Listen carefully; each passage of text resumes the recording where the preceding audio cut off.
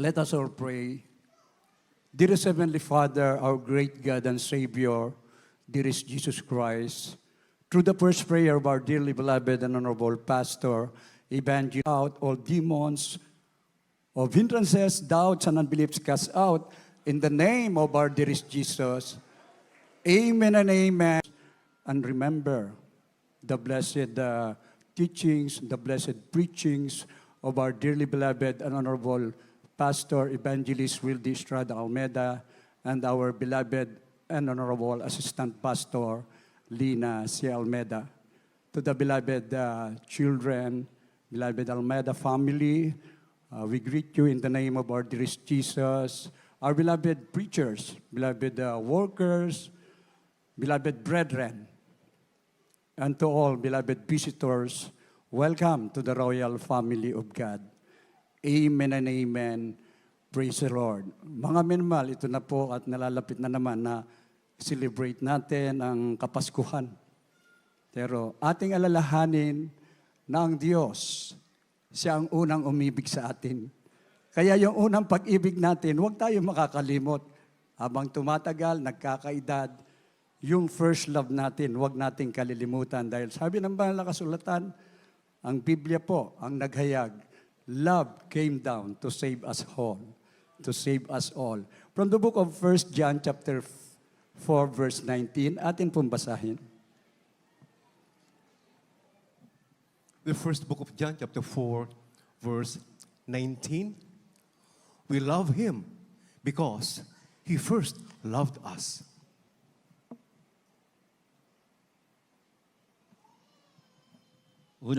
Una sa lahat, iibigin naman natin siya ng buong puso, buong lakas, buong kaluluwa. Sabi ng banal na kasulatan, huwag kang matakot pag ang Diyos ay kasama mo.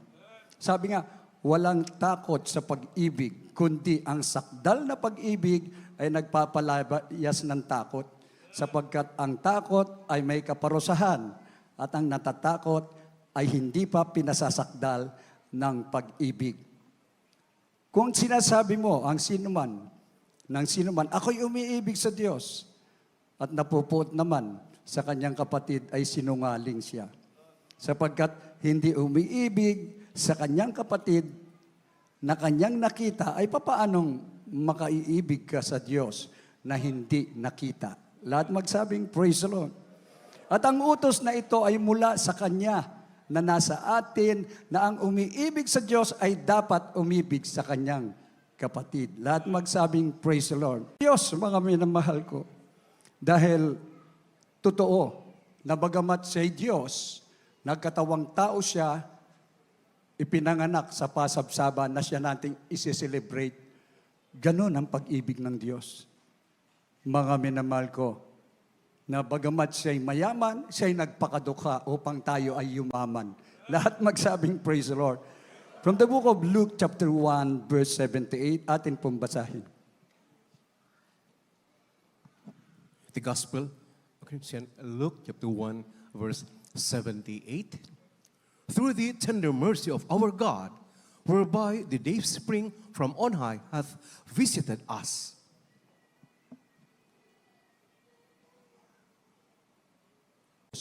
Bagamat tayong lahat ay nilikha, He is our Creator, our Father in heaven.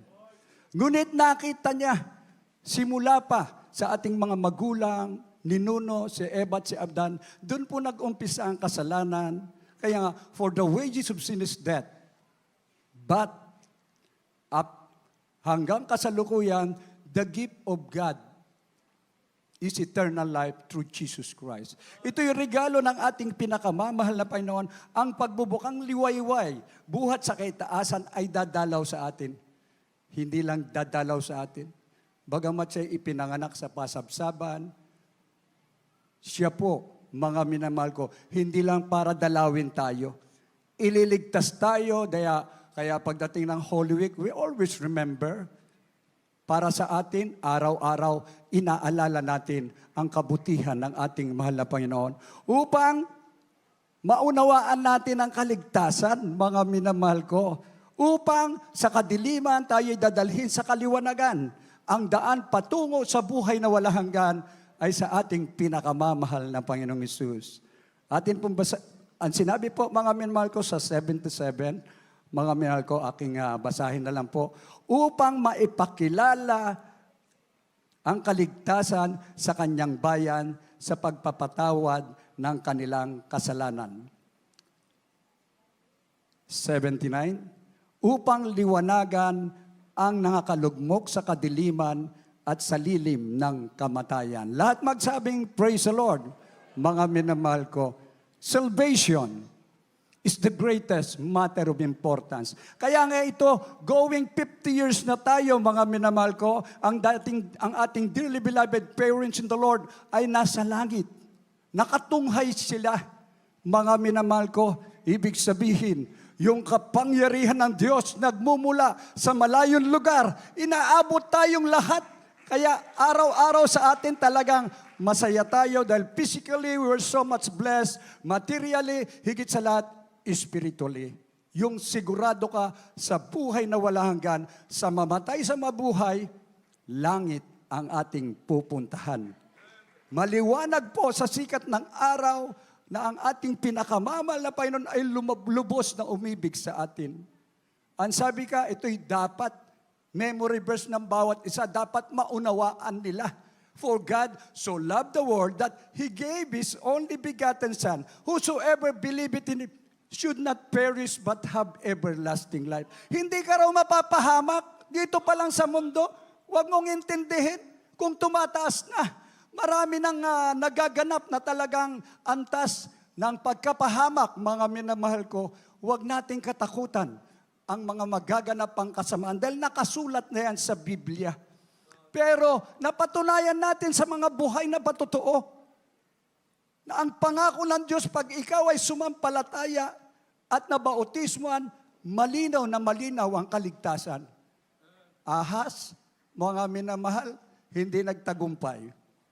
Baril, binabaril, ayaw tumalab eh. Mga minamahal ko eh. Mga nakakalasong bagay, hindi ka maano. At napakaganda sa atin, kung habang tumatagal tayo naglilingkod sa ating mahal na Panginoon, ay malaki ang natitipid natin. Dahil ipapatong mo ang kamay mo sa may sakit, gagaling. Lahat magsabing, praise the Lord. Samantalang pag pumunta ka sa ospital, pag ipinatong na yung mga gadget, wala na.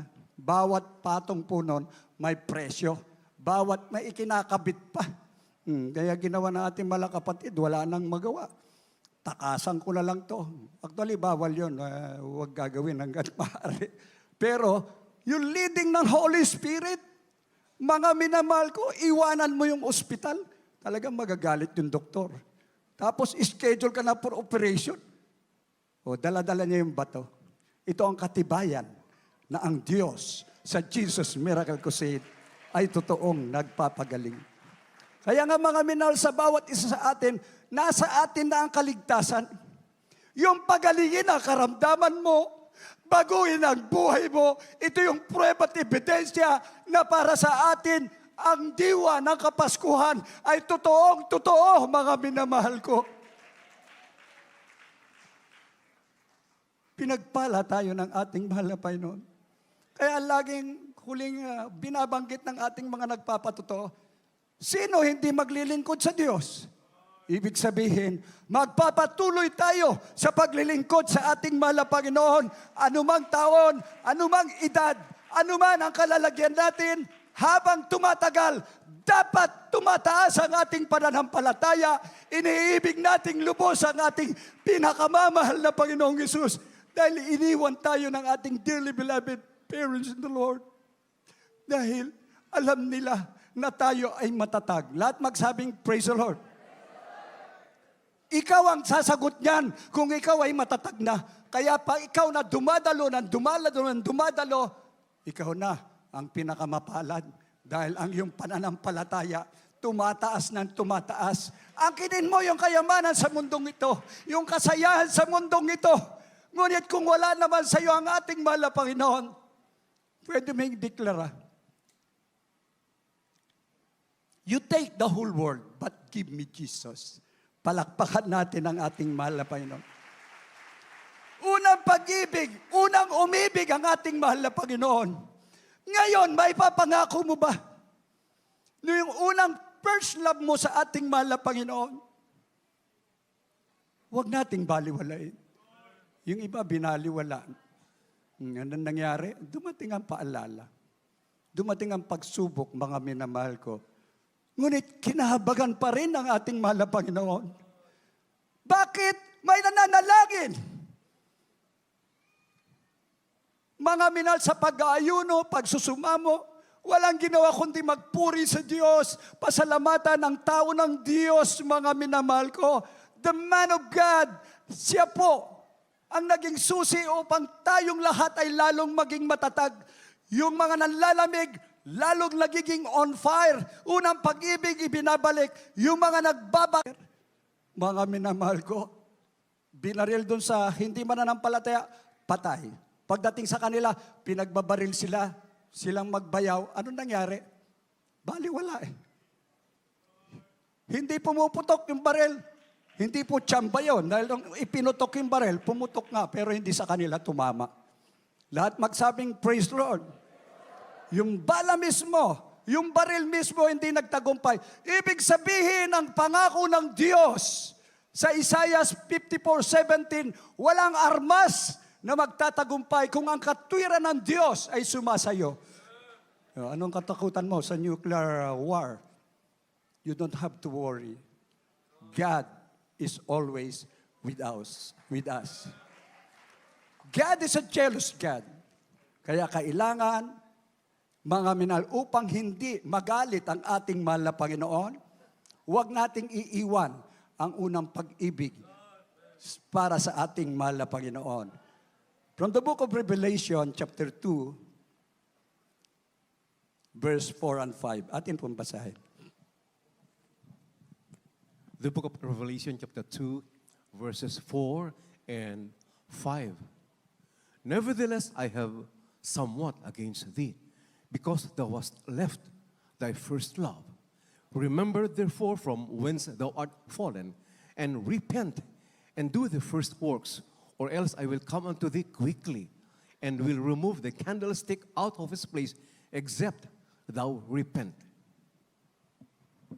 Ang unang gawa, at kung hindi, ay paiyan ako sa iyo, at aalisin ko ang kandilero na sa kanyang kinalagyan, maliban na magsisi ka. Amen. Praise the Lord. Lahat magsabing, praise the Lord. Lahat ng umiibig sa ating mahal na Panginoong Hesus, magsabing, hallelujah. Ngunit, mayroon akong laban sa iyo, na iyong iniwan ang iyong unang pag-ibig. Sabi po sa 5, kaya't alalahanin mo kung saan ka nahulog at magsisi ka at gawin mo ang iyong unang gawa.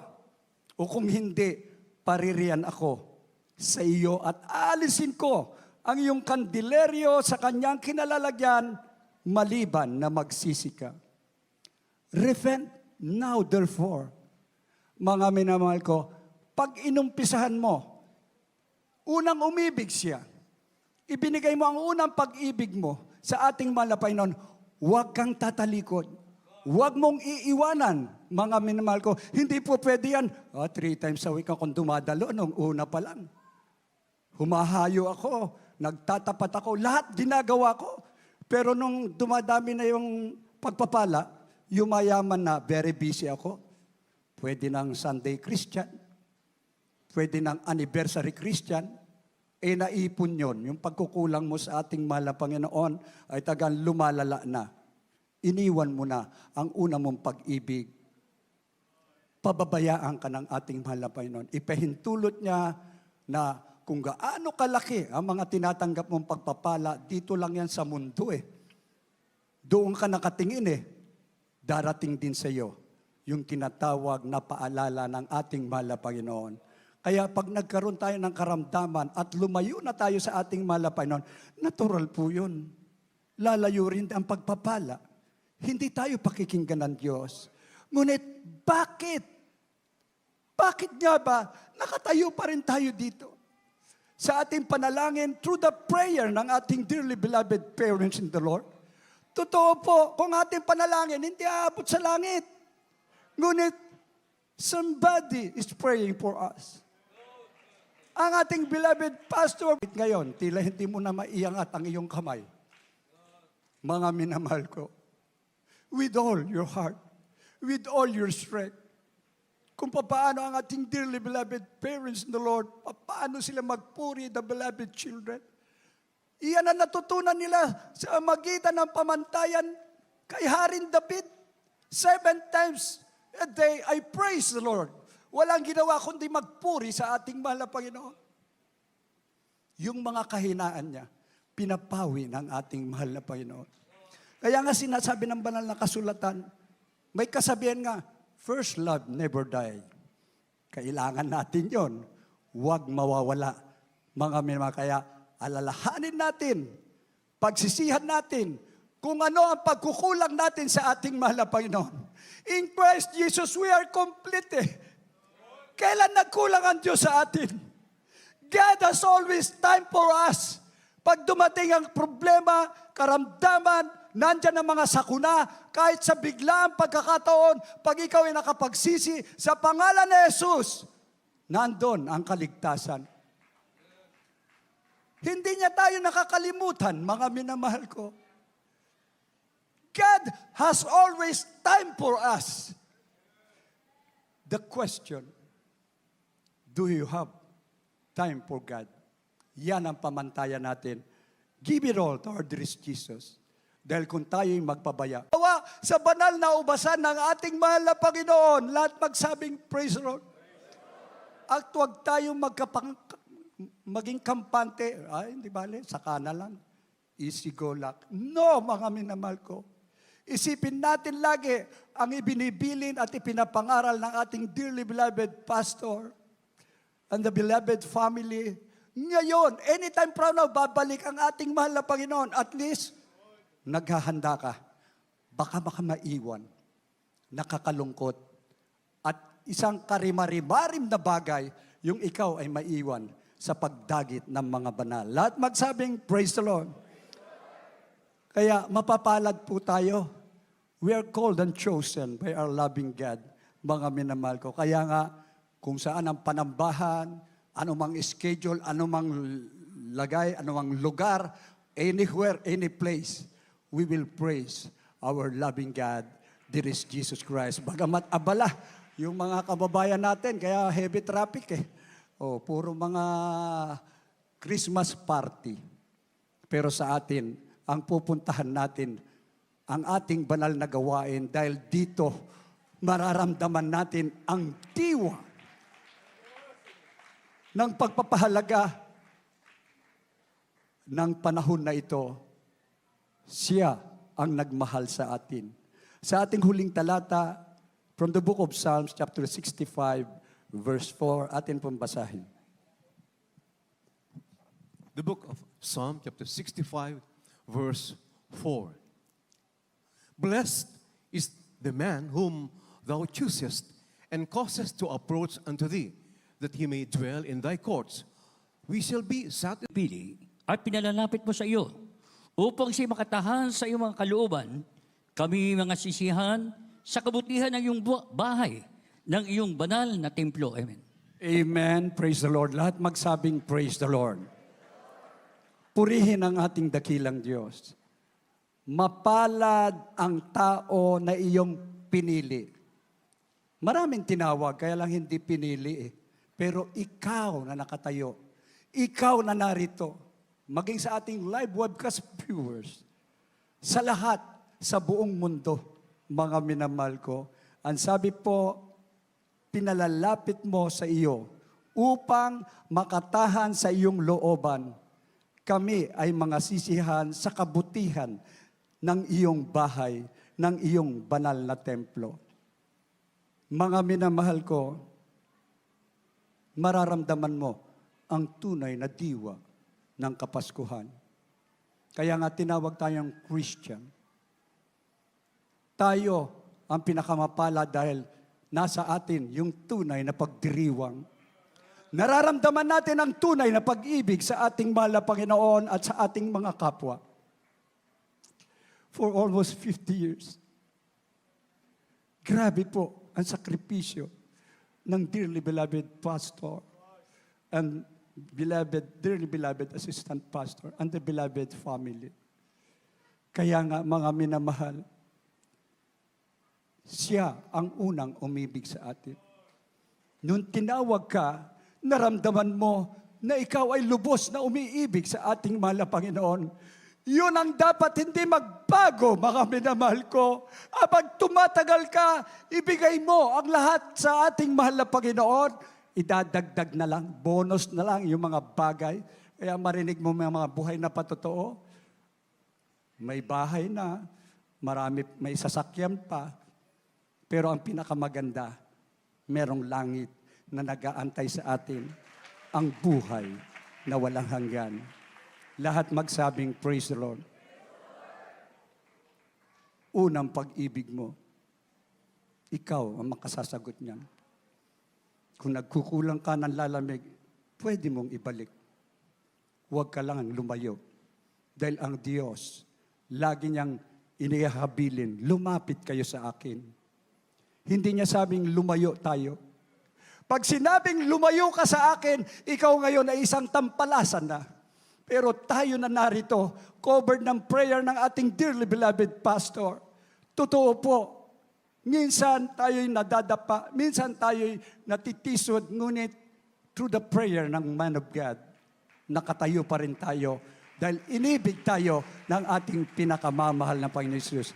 Tayo pong lahat ay umawit, magpuri sa ating pinakamamahal na Panginoon habang inaanyayan po natin ang ating mga bisita, mga baguhan, maging sa lahat po ng ating mga nanonood na mga live webcast viewers. Amen. Praise the Lord.